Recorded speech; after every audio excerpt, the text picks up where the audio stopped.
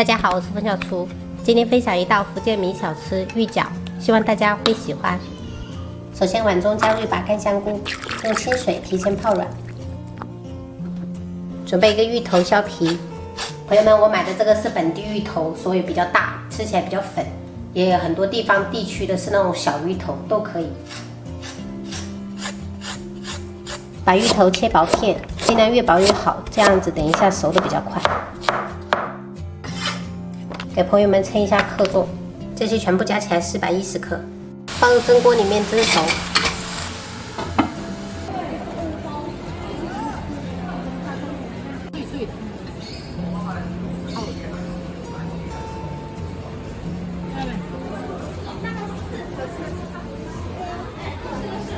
不是，这个是奶酪，老师抢走奶酪，所以猫就这样，所以它这样。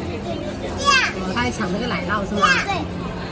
你也看那个猫和老鼠啊？那个我们小时候喜欢看的，我们动画片也是看那个。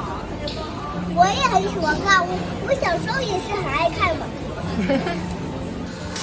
蒸熟过后给它盛出来，倒入一个大盆里，用捣棒捣成芋泥。朋友们尽量给它捣碎一点，不要有颗粒，捣成像这样子细腻就可以了。130克地瓜粉分次的加入，然后上手揉成光滑的面团。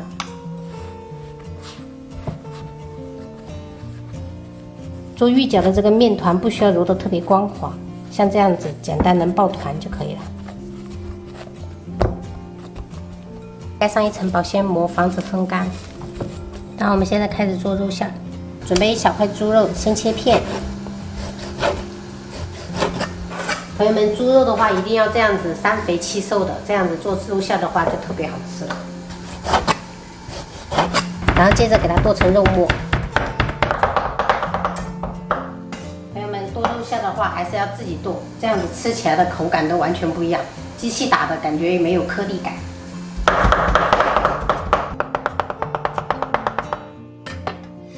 像这样子，有一点颗粒感的就好了。把泡好的香菇切末，稍微给它剁细一点，加一点姜末，打入一个鸡蛋，加入1小勺盐，1小勺白糖，适量的白胡椒粉，1勺生抽，1勺蚝油，一点点香油增香，最后再来一点花椒油去腥增香。先朝一个方向给它搅拌均匀。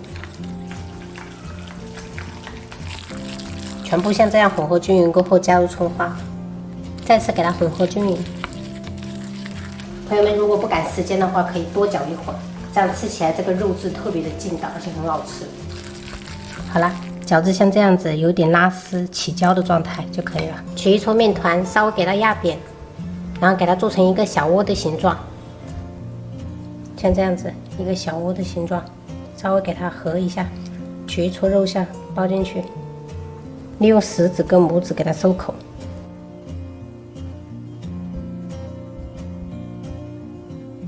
像这样。因为我们这个皮只有芋泥跟地瓜粉，所以我们不能这样子像擀面杖给它擀平，只能像这样一个一个的给它搓。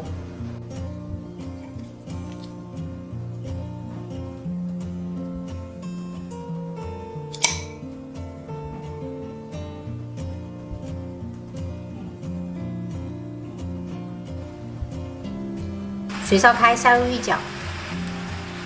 朋友们吃多少下多少，吃不完了可以放到冰箱冷藏。